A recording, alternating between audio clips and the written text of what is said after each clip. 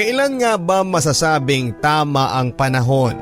Bakit kailangan pang antayin ng tamang panahon para ipagpatuloy ang inyong pagmamahalan? O totoo nga bang may tamang panahon? At hanggang kailan ka maghihintay? Dear Papa Dudut, isang magandang araw po sa inyo at sa lahat ng tagapakinig ng inyong programang Barangay Love Stories. Isa po ako sa mga libu-libong sumusubaybay sa inyong programa. Hayaan niyo po akong ibahagi sa inyo ang aking buhay pag-ibig sa araw na ito.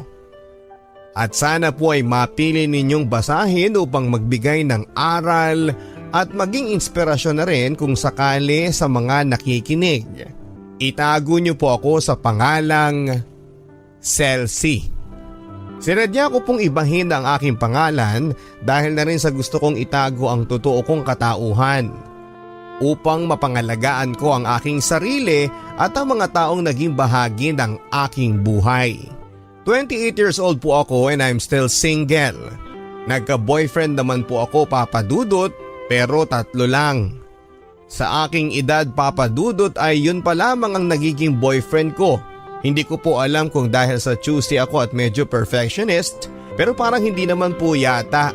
Kasi hindi naman po ako itsurang artistahin para maging perfectionist o mag-inarte.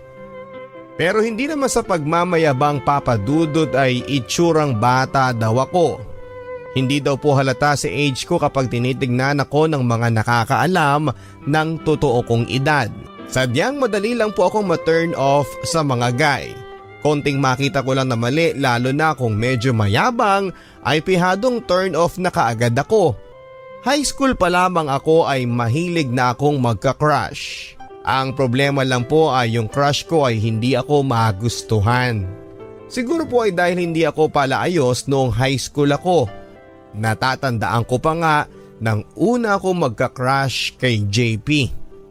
3rd year high school ako noon at siya naman ay 4th year. Lagi ako nagpapapansin sa kanya sa mga paraang alam ko pero hindi niya ako pinapansin. Kaya may pagkakataon na umiiyak na lang ako dahil sa sakit ng pagbabaliwala niya sa akin. JP, siya yung may gusto sa'yo, si Celsi. Ah, ganun ba? Blankong sagot nito sa kaklase naming nagbalita sa kanya. Aaminin ko, medyo may kirot yon sa puso ko. Kitang-kita ko kasi at dinig na dinig ko pa ang pagbabaliwala niya sa akin. Nang mga panahong yon ay lagi ko pa siyang sinusulatan pero madalas ay tinatapon niya lang ito pagkatapos niyang basahin. At kung minsan pa nga ay nakakarating pa sa akin ang balitang hindi pa niya binabasa. Hanggang sa makagraduate si JP ng high school ay hindi pa rin niya ako pinapansin. Kaya aaminin kong sobrang sama ng loob ko sa kanya ng panahong yon. Hanggang sa makagraduate ako ng high school ay pinilit ko siyang kalimutan. Sinabi ko sa sarili ko na magbabago na ako at hindi ko siya papansinin. Kakalimutan ko na siya at hindi na ako maghahabol sa lalaking unang nanakit sa damdamin kong umiibig. February 2005 nang nakapagtrabaho ako sa isang kumpanya. Doon ko naman nakilala si Edward. 26 years old siya at ako naman ay 18 years old pa lamang. Noong una ay crush ko lamang siya. Kinikilig kasi ako kapag nakikita ko siya. Aaminin ko sa simula ay wala sa isip ko ang magseryoso. Siguro marahil bata pa kasi ako. Pero nang naging close kami ni Edward, hindi ko na malaya na unti-unti na pala akong napapamahal sa kanya. Huwag kang masyadong dikit ng dikit sa akin, Edward. Baka isipin ng mga tao dito na tayo. Kinikilig na sabi ko sa kanya. Siya naman ay ngingiti lang sa akin. Basta ba promise mo na ako lang ha? Pahabol at kinikilig na sabi ko sa kanya. Sa totoo lang, Papa Dudut, ay maraming sabi-sabi na may girlfriend daw si Edward pero hindi ako naniwala. Hanggang sa dumating sa point na naging secret on kami. Without knowing kung ano nga ba talaga ang totoong status niya. Umaasa lang ako na sana hindi ako nagkamali sa pagsagot sa kanya. I don't ask him anything. Masaya kami. Pakiramdam ko yun na ang pinakamasayang pangyayari sa buhay ko at kontento na ako ng ganon. Araw-araw kaming nagkikita pero hindi kami nagkakaroon ng time na magkasama ng kamilang dalawa dahil bawal sa work namin ang magkarelasyon. Tumagal kami ng 1 taon sa ganong setup. Magte-text lang para magkita sa mall at doon ay mag-uusap at para magkasama na rin. Edward, siguro mas makakabuti kung mag-resign na lang ako sa trabaho ko. Aminin mo, nahihirapan ka na rin sa sekretong relasyon natin. At least kung mag-resign ako, magiging legal na ang relasyon nating dalawa. Hindi na natin kailangan pang magtago na parang mga daga. Ikaw, Celsi, ang masusunod. Kung ano magiging desisyon mo, doon ako. Susuportahan kita. Bagay na nagkumbinsi sa akin para tuluyan na ngang mag-resign, Papa Dudut. Lahat ng yan sa ngalan ng pag-ibig. Lumipat ako ng ibang trabaho at nagpatuloy pa rin ang relasyon namin ni Edward. Lagi niya ako dinadalaw sa apartment na tinutuluyan ko kapag day off niya. Sobrang saya ko that time at sana ay wala na ngang katapusan ng lahat ng yon. Until one day, nag-text sa akin ng isa sa mga kaibigan ko na nagtatanong kung kami daw ba ni Edward. Inamin ko naman sa kanya ang totoo. Celsi, huwag kang mabibigla ha. Pero dapat malaman mo ang totoo tungkol kay Edward. Doon ko na nalaman ang katotohanan na si Edward ay may girlfriend na at 5 years na sila. Mas nauna niyang naging karelasyon yon kesa sa akin. Kasal na lang daw ang kulang. Gulat na gulat ako noon at hindi ko alam kung ano ang mararamdaman ko. Kung magagalit ba ako o maiinis sa kanila. Dahil feeling ko ay pinaglaruan nila ako. But in the end ay nakuha ko pa rin ng ngumiti. Hinintay ko na lang na mag-usap kami ni Edward para maitanong sa kanya lahat at maliwanagan kung ano nga ba ang katotohanan. Makalipas ang 1 araw, Papa Dudut, ay nag-text si Edward na magkita raw kami. Susunduin daw niya ako sa apartment na tinutuluyan ko. Pumayag naman ako dahil naisip ko na ito na ang pagkakataon na magkausap kami. Edward, alam ko na lahat ng totoo tungkol sa inyo ng GF mo. Edward, minahal kita ng tapat. Pero bakit mo nagawa sa akin to? Nagkulang ba ako ng pag-aalaga at pagmamahal sa iyo? Lahat namang ginawa ko para sa iyo. Nag-resign ako noon dahil mas pinili ko mawala ng trabaho kesa ikaw ang mawala sa akin. Pero bakit mo nagawa sa akin to? Umiiyak na sabi ko sa kanya. Nakatitig lang si Edward sa akin, Papa Dudut. Magsalita ka! Malakas at umiiyak na sabi ko sa kanya. Alam kong mali, Papa Dudut, pero sinumbatan ko siya sa lahat ng hirap ko at mga naging sakripisyo ko sa aming naging relasyon. Magsalita ka! Magsalita ka! Ipaliwanag mo sa akin kung anong nagawa kong mali sa'yo para lokohin mo ko ng ganito. Bakit? Totoo ba na may iba ka? Pasigaw na sabi ko sa kanya. Celsi, matagal na kaming break. Isiraan lang ako ng kaibigan mo. Hindi ko magagawa sa iyo mga binibintang nila. Pagtatanggol ni Edward sa sarili niya. At dahil nga mahal ko siya ay naniwala ako, Papa Dudut. Kahit pa malakas ang mga ebidensyang nagpapatunay na niloloko lang ako ni Edward. Hindi ko na inisip ang sakit na nararamdaman ko o kahihiyang pinasok ko. Alam ko kasi na kapag nalaman ng mga kaibigan kong tinanggap at pinatawad ko si Edward ay pihadong pag-uusapan at pagtatawanan nila ako. Pero binaliwala ko yon. Mas nanaig sa akin ang pagmamahal ko sa kanya. Ganun pala pag nagmamahal ka. Magiging bulag, bingi at pipika sa katotohanan. At ang worst, magiging tanga ka.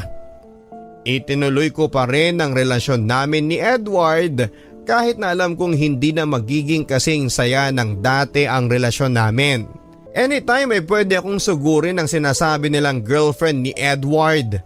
Pero hindi ko yun naisip basta ang alam ko ay nagmamahal ako. Umabot pa kami ng 1 year and 2 months bago niya inamin sa akin ang katotohanan. May girlfriend nga siya at totoong 5 years na sila. Doon din ay tinanong ko siya kung sino ang mas pipiliin niya sa amin. Masaya ako sa piling mo, Celsi, pero mahal ko rin ang girlfriend ko. Noon din ng araw na yon ay nag-decide akong makipag-break sa kanya. Lumipas pa ang maraming taon. Wala na rin kaming communication pa ni Edward. Aaminin ko, nasaktan talaga ako sa paghihiwalay namin pero wala na akong magagawa pa. Hindi ko na pwedeng ibalik ang panahon para itama ang lahat ng aming mga naging kamalian. Kung tutuusin ay nagpakatanga din ako sa kanya sa pagbabaliwala sa mga nalaman ko mula sa mga friends ko na may GF na si Edward bago ko sana siya sinagot. Naging duwag lang siguro ako mawala sa akin ang taong pinakamamahal ko. Kaya kahit na alam kong may chismis na ganon ay sinagot ko pa rin siya. I need to let him go. Total ay bata pa naman ako at inisip ko na lang na marami pa naman akong makikilalang mas better sa kanya. Ang mahalaga ay may natutunan ako sa naging masalimuot naming relasyon na huwag magbulag-bulagan at magpakatanga. Mula nang maghiwalay kami ni Edward ay never ako nag-entertain ng kahit na sinong manliligaw. Marami akong namit na guy sa iba't ibang work na pinasukan ko. Kabilang doon si Russell at si Romel. Mga lalaking naging part din ng buhay ko pero hindi ko naging boyfriend. Mga dumaan lang sila sa buhay ko at minsang sumubok pero hindi ko pinagbigyan. Dahil wala sa isip ko noon ang mag-boyfriend. Masaya na ako na single ako. Naging parte lang sila ng buhay ko dahil sa special treatment nila sa akin. Pero hindi rin nagtagal ay iniwan ko din sila dahil lumipat na ako ng pinapasukang trabaho. Katulad ni Edward, madali ko din silang nakalimutan. Marami akong naging kaibigan, lalaki at babae. Dahil doon ay nakalimutan ko na mag-entertain pa ng mga bagong suitors. At naging baliwala na sa akin kung may lumapit man at magparamdam. May 2008 nang nakilala ko si Greg, naging close kami kaagad. Una ko pa lang siyang nakita ay nagwapuhan ako sa kanya, maporma pero medyo may kayabangan nga lang sa katawan. Mahangin kumilos pero mabait naman. Naging magkaibigan kami at doon ko nalaman na may girlfriend na siya. 2 years na pero nasa Taiwan daw ito. Araw-araw kami magkasama ni Greg at lumalabas din kung minsan. Doon ay unti-unti ko siyang nagugustuhan, Papa Dudut. Pero pinilit kong iwasan at pigilan ang nararamdaman ko sa kanya dahil alam kong masasaktan lang ulit ako gaya ng kay Edward. Celsi, umiwas ka na hanggat maaga pa. May GF na siya. Friends lang kayo, hindi ba? Sabi ko noon sa sarili ko. Ngunit sadyang mapaglaro nga siguro ang tadhana. The more na umiwas ako, the more na tumitindi ang nararamdaman ko para sa kanya. Dahil na rin siguro sa ipinakita niyang pagpapahalaga sa akin. Tuwing break time ay lagi siyang tumatabi sa akin sa bench at doon ay kakantahan niya ako ng kanta ni Basil Valdez na You habang nakatitig siya sa akin at nakangiti. Sa ganoong paraan, Papa Dudut, ay mas lalong tumindi ang nararamdaman kong pagmamahal sa kanya. Marami ang nakakapansin ng ganong sitwasyon namin. Kaya nagtatanong sila kung ano nga ba ang meron sa amin ni Greg. Ano ba kayo? Hindi pwedeng maging kami ni Greg. May GF na kaya yung tao sa Taiwan. Magkaibigan lang kami. Yun lang. Pagpapaliwanag ko sa kanila. Tigilan mo nga kami, Celsi. Asawa nga na agaw, GF pa kaya na nasa ibang bansa? Hirit pa ng isa kong katrabaho. Ako naman ay ngiti lang ang naging sagot ko sa kanila. October 2008, araw ng birthday ko, naisipan ko lang na mag-celebrate sa labas kasama ng mga tropa ko. At syempre, hindi mawawala si Greg. Nagkainuman kami at nag-videoke. As usual, Kinanta niya ang You ni Basil Valdez at dinedicate pa niya sa akin. Para sa babaeng espesyal sa akin. Ang babaeng lagi nagpapangiti sa akin. Celcy, para sa iyo ang awiting ito. Ilan lang yon sa mga munting paraan ni Greg para pakiligin ako, Papa Dudut. Kaya hindi niyo ako masisisi kung bakit ako unti-unting nahuhulog sa kanya. Ramdam ko ang care niya noon sa akin. Yun ang marahil ang tamang panahon para sabihin sa kanya ang totoong nararamdaman ko. Lumipas pa ang ilang araw, nakatsyempo ako ng pagkakataon para ipagtapat sa kanya. Madaling araw noon at hindi ako makatulog dahil sa pag-iisip ko kay Greg. Naisipan ko siyang i-text. Pangit, alam mo gusto kita, matagal na. Hindi ko lang masabi dahil natatakot akong umiwas ka at magalit ka sa akin eh. Pero ngayon nakapag-isip na ako. Kahit magalit ka pa at umiwas ka, sasabihin ko pa rin sa'yo. Pangit, mahal na yata kita. Yan ang eksaktong text ko sa kanya. Hindi ko akalain na magre-reply siya dahil madaling araw na yon at ang alam ko itulog na siya. Pangit, pasensya ka na ha.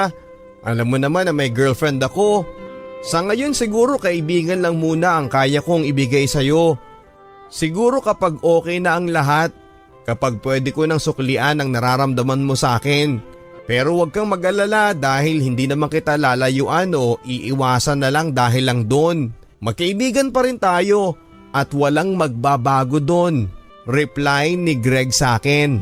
Masakit para sa akin hanggang kaibigan lang ang kaya niyang ibigay, Papa Dudut. Pero pumayag na rin ako, at least ay hindi niya ako lalayuan at walang magbabago sa amin. Kinabukasan nagkita muli kami ni Greg sa trabaho.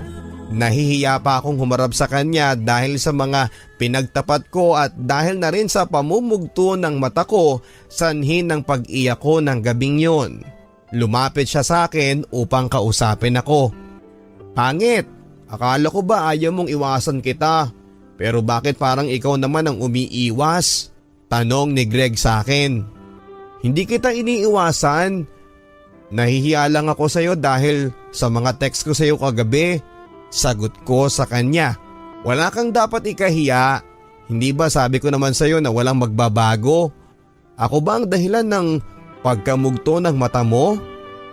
Hindi ako nagsalita dahil sa sobrang pagkahiya ko sa kanya. Niyakap na lamang niya ako at sinabing, "Huwag kang mag-alala, pangit. Andito pa rin ako. Ikaw pa rin ang pangit ko at ako pa rin ang pangit mo. Malay mo dumating ang tamang panahon na magiging malaya ako. Hindi ka mahirap mahalin, Celcy. Nagkataon lang na hindi ako malaya." Sa mga sinabing yun ni Greg ay lalo ko siyang hinangaan. Pinanghawakan ko ang sinabi niyang, "Malay mo pag dumating ang tamang panahon na malaya na ako." Doon nagsimula akong gawin ang isa sa mga pinakamalaking pagkakamali sa buhay ko.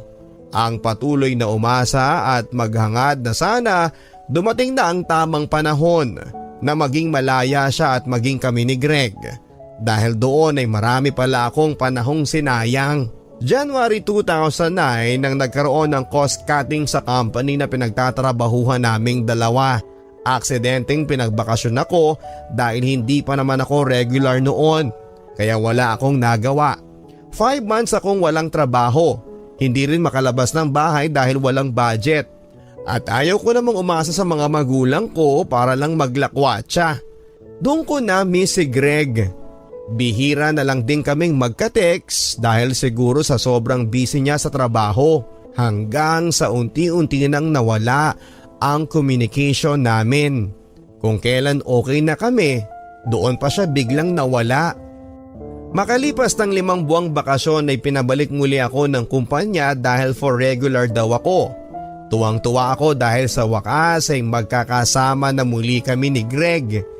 Subalit pagbalik ko, nabalitaan kong wala na rin pala siya sa kumpanya. Natapos na raw ang kontrata, muli ay nalungkot ako.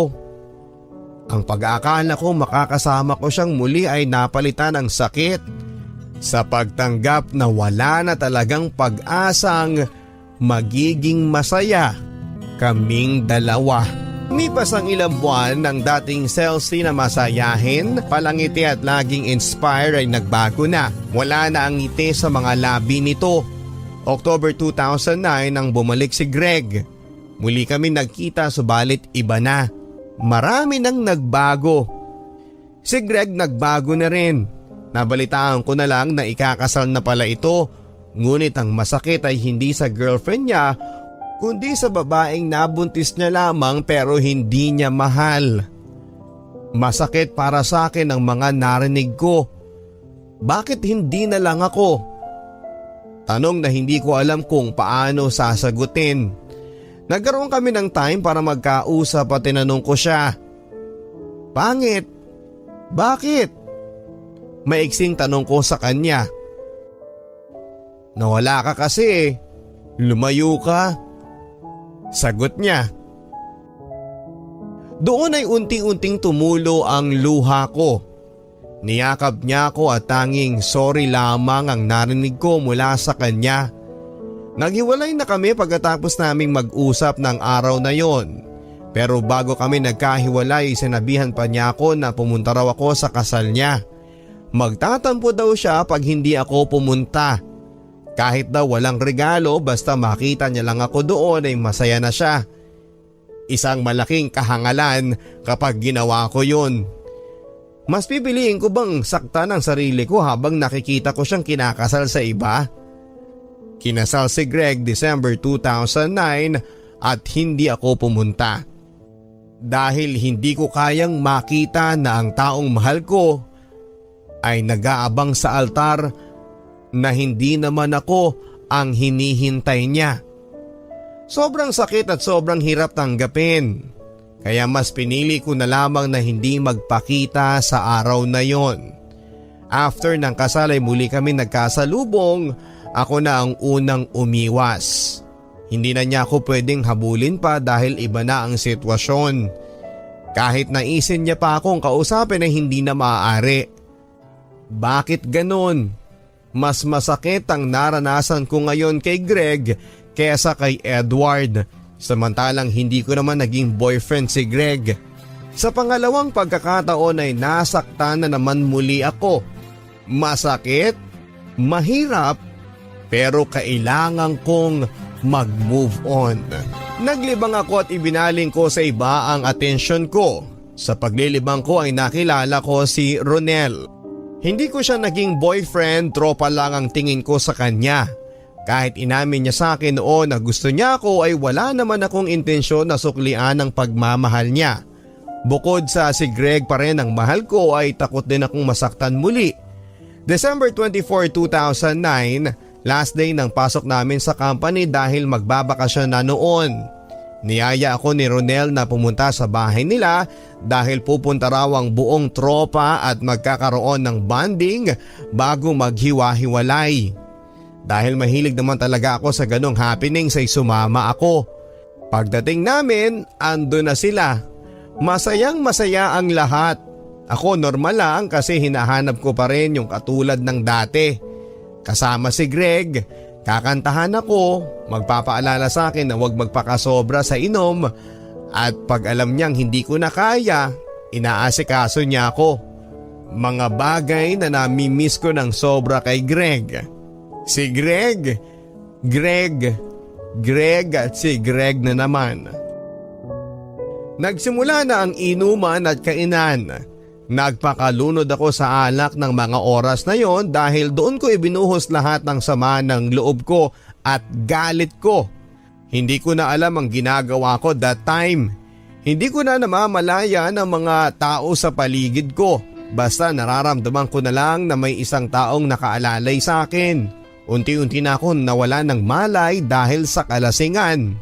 Umaga na nang magising ako, Papa Dudut, sa isang kwarto na hindi pamilyar sa akin. Nagulat ako. Pagtingin ko sa katabi ko, walang iba kundi si Ronel. Laking gulat ko nang mapansin ko ang itsura namin. Napaiyak na lamang ako wala na akong nagawa. Pagising niya, tinanong ko siya at umamin naman siya. May nangyari sa amin. Hindi ko siya masisisi dahil parehas kaming lasing at wala sa sarili. Gustuhin ko bang magalit sa kanya ng oras na yon pero para saan pa? Nangyari na. Hindi na maibabalik pa ng galit kung ano ang nawala sa akin. Lumipas sa mga araw, ako na ang umiwas sa kanya. Hindi na kami nag-usap o kahit ngitian siya ay hindi ko magawa.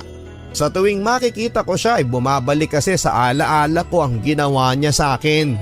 Isang pagkakamali. At bangungot yon. Nagpatuloy ang buhay ko, Papa Dudut. Kahit makita ko si Ronel ay baliwala na lang sa akin. Nabuhay ako na parang walang nangyari. Normal lang ang kilos.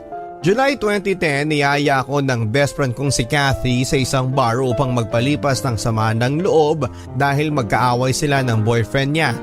Uminom kami, nagvideoke, kinanta ko ang kasalanan ko ba at habang kinakanta ko yun ay napansin ko nakatingin sa akin ang isang lalaki sa kabilang table. Familiar ang mukha niya kaya tiningnan ko din siya. Laking gulat ko nang ngumiti ito sa akin. Noon naman ay napansin ko na may tama na si Kathy. Naghihinay-hinay ako sa pag-inom.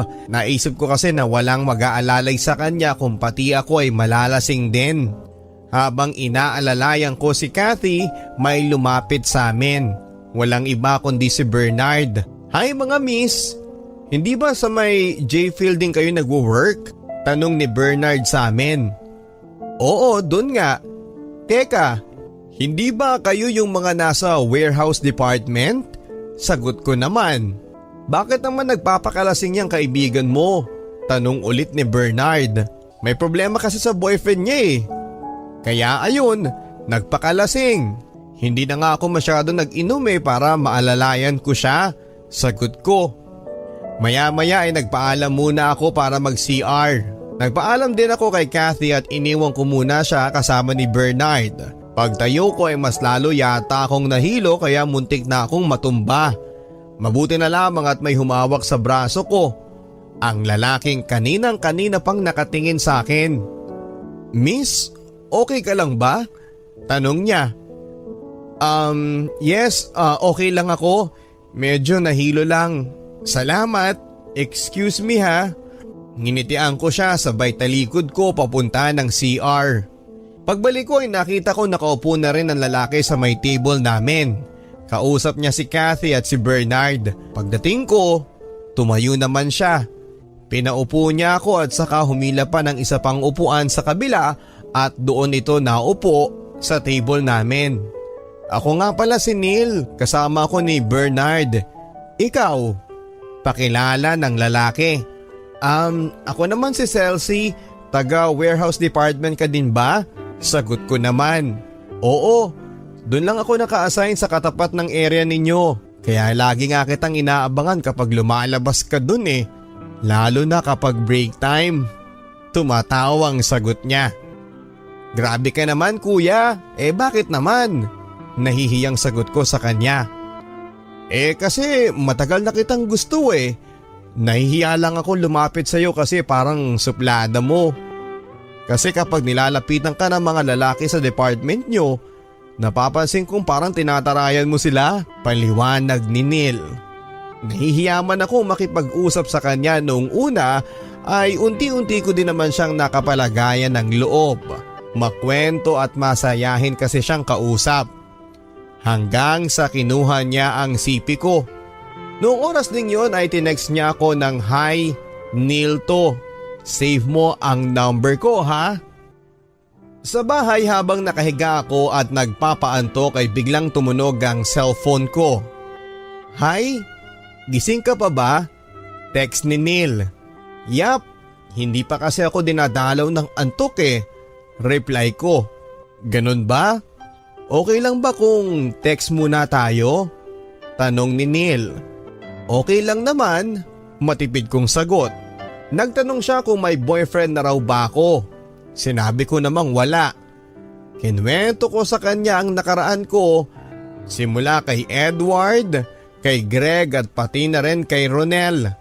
Ang gaan ng loob ko sa kanya pero wala akong nararamdaman ni katiting na paghanga sa kanya. Oo, gwapo siya pero ewan ko ba. Wala talaga, Papa Dudut. Siguro ay dahil unti-unti nang nawawala ang tiwala ko sa mga lalaki dahil sa mga sunod-sunod na sakit na naranasan ko. Hindi ko man gustuhin pero bakit iyon ang nararamdaman ko? Tuloy pa rin ang text niya sa akin. Pagising pa lang sa umaga, may good morning na kaagad siya sa akin. Tuwing uuwi, ingat naman ang marireceive ko. At sa gabi, good night naman. Araw-araw na ganon ang kaswitan namin. Aaminin ko, unti-unti ay nasanay na ako. Hanggang sa nagtapat na siya sa akin na kung pwede ba akong ligawan. Pero bago ako sumagot ay tinanong ko muna ang sarili ko kung handa na ba ulit akong magmahal at masaktan. Naging advance ang isipan ko noon. Sinabi ko din sa sarili ko na kailangan kung papasok ulit ako sa isang relasyon ay handa na akong masaktan. Handa kong tanggapin ang sakit kung sakaling iwanan ako ng taong mamahalin ko. Na talagang ganon kapag nagmahal, laging nasasaktan. Lumapit din ako sa mga kaibigan ko, si Kathy at si Ate Ana. Ang dalawang kaibigan ko na nagiging karamay ko simula pa lang. Maganda naman ang advice nila sa akin. Sundin ko daw kung ano ang gusto ko. Kung kaya ko na raw magmahal muli, bakit hindi ko subukan? Mabait naman daw si Neil at wala silang nakikitang mali, kaya naman pinayagan ko si Neil na ligawan niya ako. Araw-araw niya akong hinahatid, inaantay kumain at lagi niya akong tinatawagan at tinetext. December 2010 nang nag-resign ako sa trabaho ko dahil may mas magandang opportunity para sa akin. Tinanggap ko ang opportunity pero bago ako umalis ay naisipan ko na ring sagutin si Neil na halos 5 months nang nanliligaw sa akin.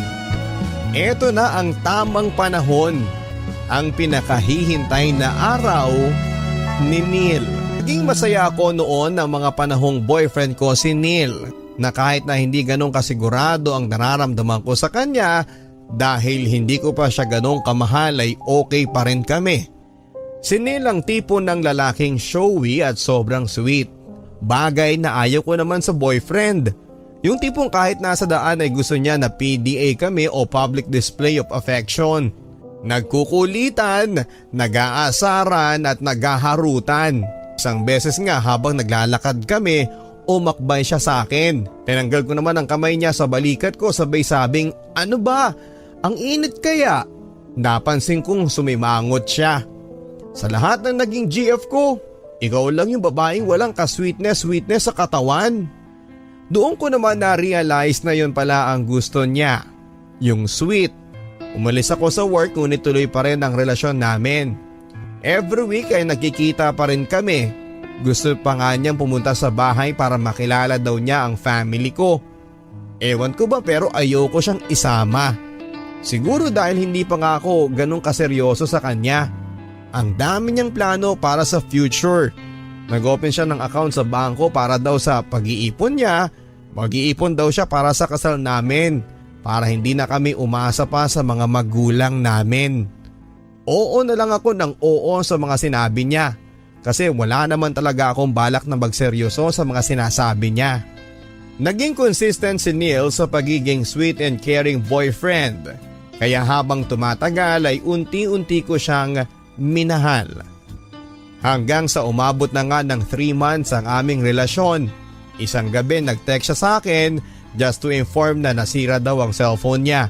Ibang number ang gamit niya. Nireplyan ko naman siya at nagka-text kami.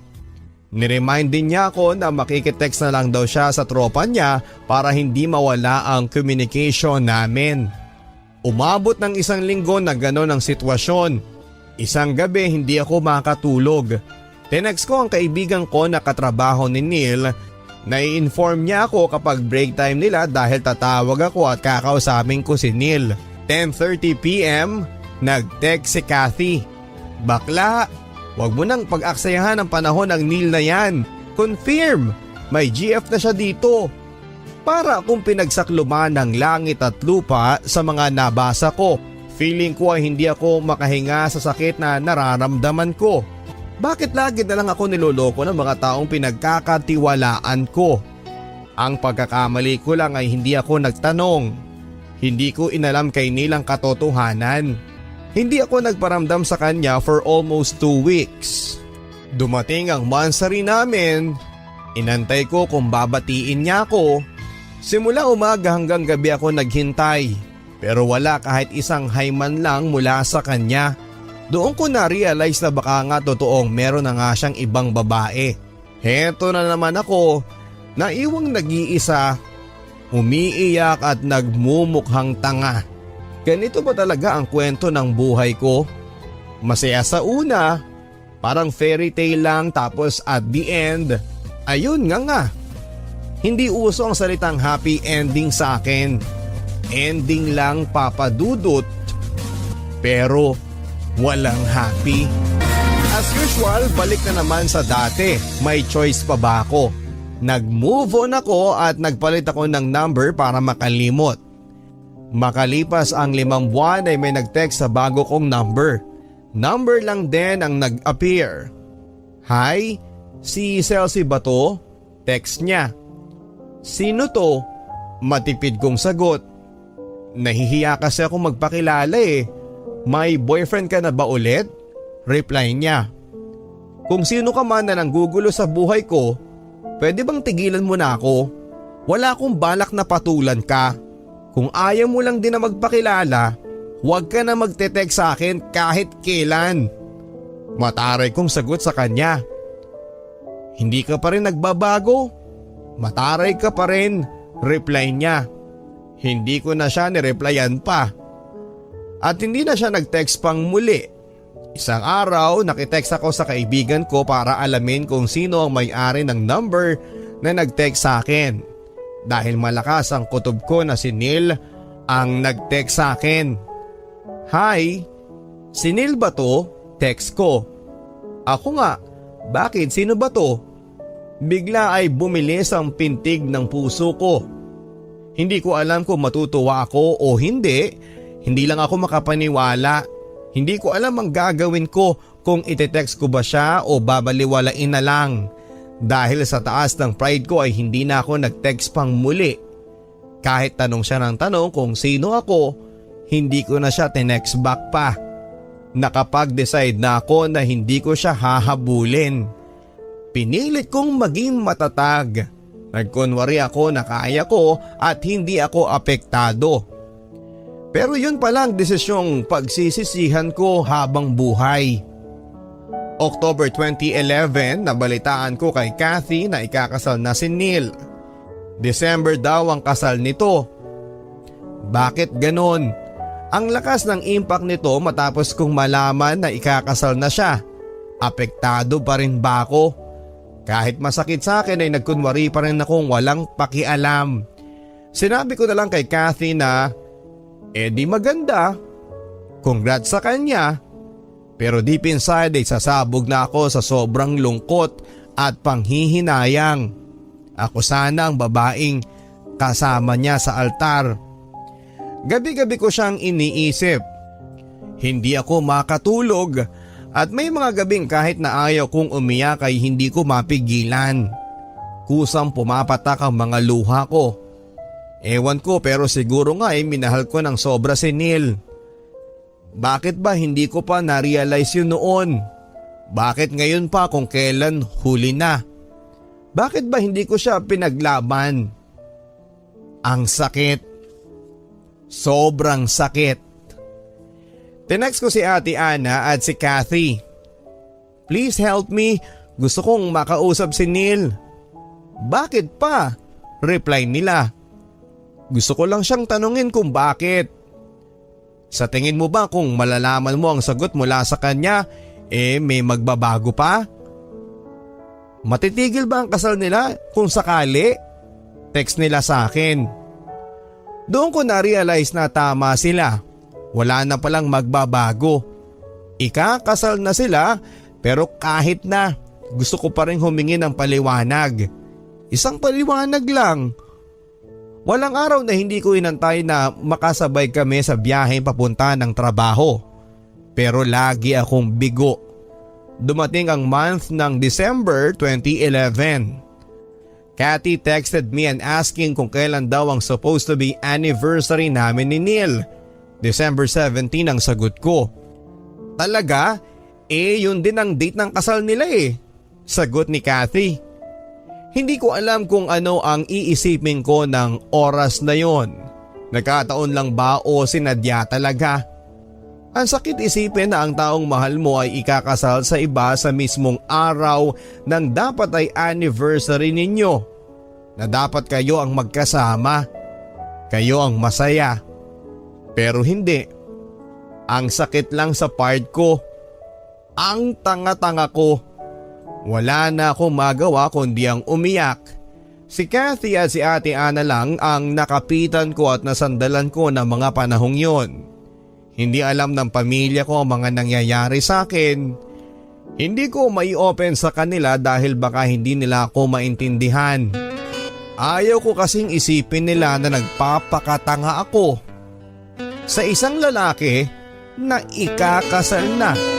December 17, 2011, 7 a.m. ang araw ng kasal nila. Pagkagaling ko sa trabaho ko ay dumiretso na ako ng simbahan kung saan alam kong posible silang ikasal. 2 simbahan ang pinuntahan ko. Wala akong pakialam kahit puyat ako, pagod ako at kahit na wala pang laman ang tiyan ko dahil hindi pa ako kumakain. Wala akong nararamdaman na kahit na ano ng araw na yon kundi sakit. Sakit hindi ng ulo o ng tiyan, kundi sakit ng kalooban. Ang goal ko noon ay makita ko siya at makita niya ako para naman malaman niya na pinaglaban ko siya. Alauna ng hapon saka pa lang ako umuwi. Umuwi akong bigo, hindi ko sila nakita. Wala ni Anino ni Neil at lugmok na lugmok ako noon. Parang ayaw ko nang bumangon pa. Gusto ko nang lumubog sa kinakatayuan ko. Iyak lang ako ng iyak at wala akong pakialam sa kung ano ang itsura ko o kahit may nakatingin pa sa akin. Basta ang alam ko ay nasasaktan ako. Bakit ganon? Ano bang mali sa akin? Bakit lagi na lang akong iniiwan? Kailan ba ako makakahanap ng pagmamahal na akin lang? Yung hindi maaagaw. Lumipas ang mga araw at lagi akong tulala. Hindi makausap. Sobrang depressed na ako. Mainitin ang ulo, walang ganang magtrabaho. Nabalitaan ko kay Cathy na nasa probinsya pala kinasal si Neil. Dahil doon nakatira ang babae. Wala na akong nagawa. Hindi ko na siya nahabol pa. Alam kong mali ako dahil hindi ko siya kaagad pinaglaban.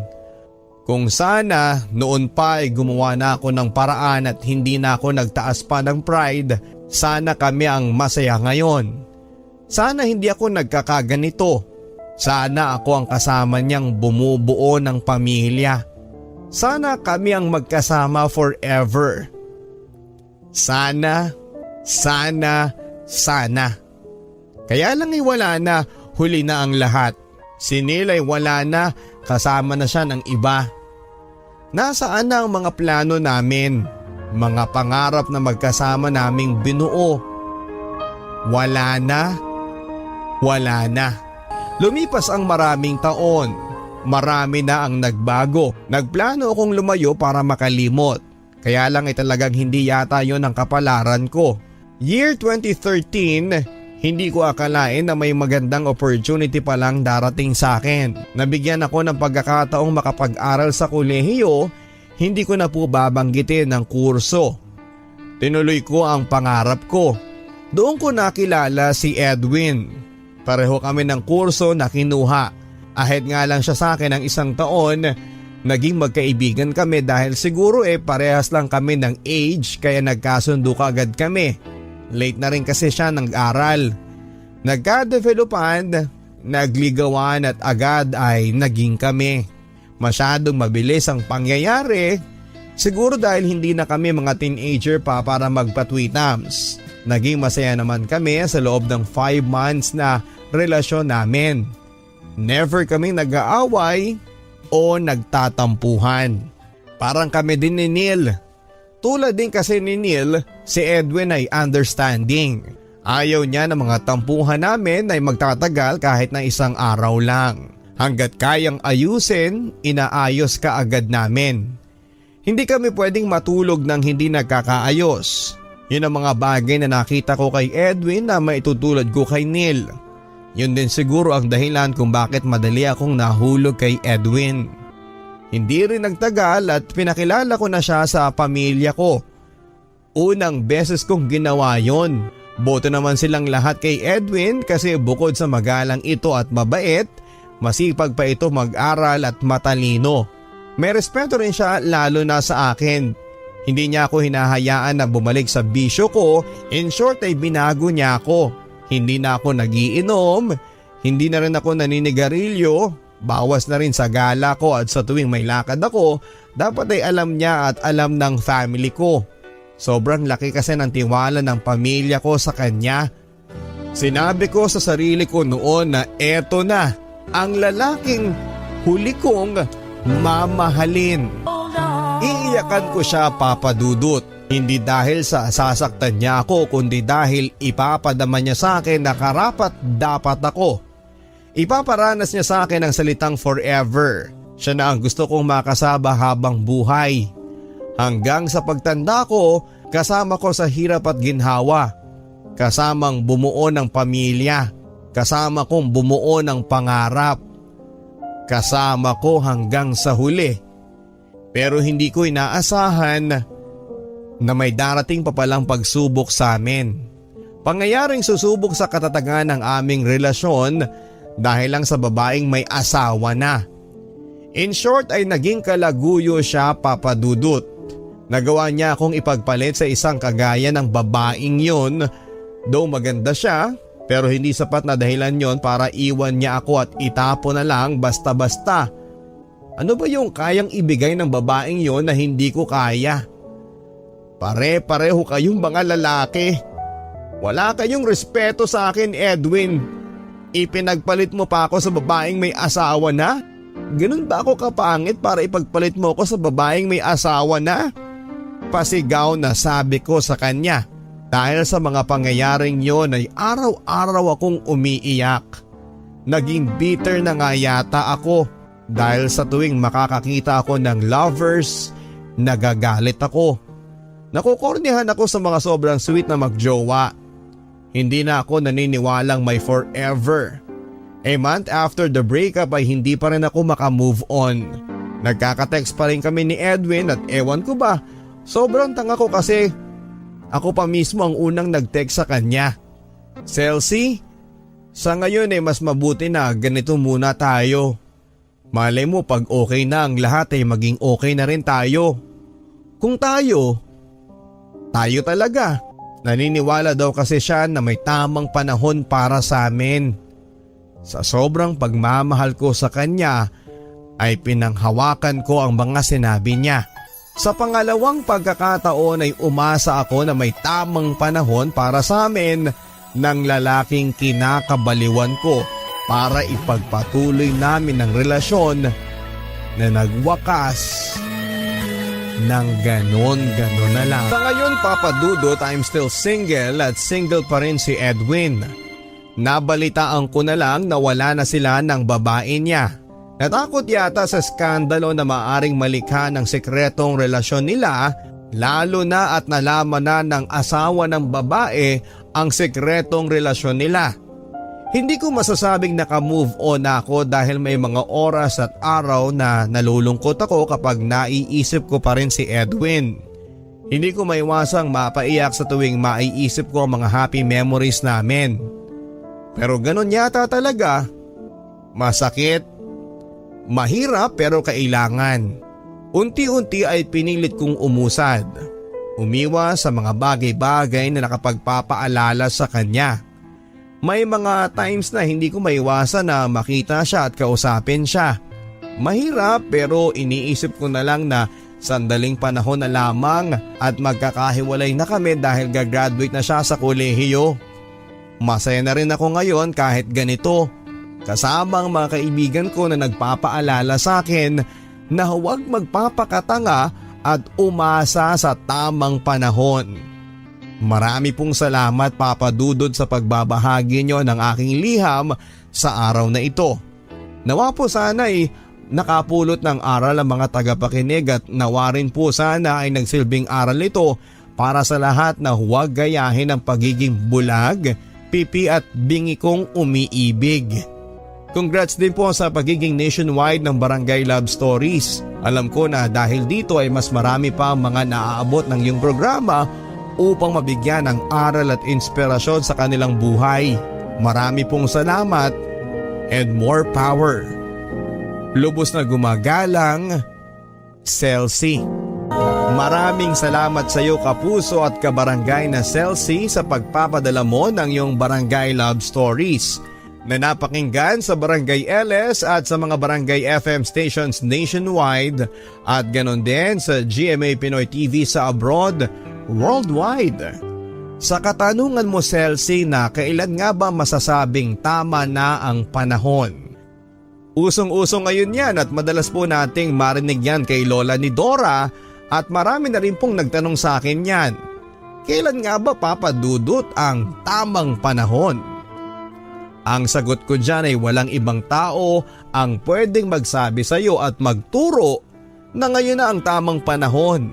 Sapagkat yun ay kusa mong mararamdaman sa iyong puso na handa ka na sa pagpasok sa panibagong relasyon na walang takot na muling masaktan at muling mabigo. Dahil ang pagkabigo mga kapuso ay bahagi po ng pagmamahal. Kailangan kung papasok ka sa isang relasyon ay handa kang masaktan. Handa kang tanggapin ang sakit kung sakaling iwanan ka ng taong mamahalin mo. Kung maranasan mo ito, hindi po ito kabawasan sa iyong pagkatao bagkus ay ito ang nagtuturo sa atin na maging karapat dapat na umibig at mahalin. Sa mga nakakaranas na masaktan, isapuso po natin na ang pagsubok na ito ay ibinigay ng Diyos upang tayo ay may matutunan, upang tayo ang maging karapat dapat na tao sa tamang panahon.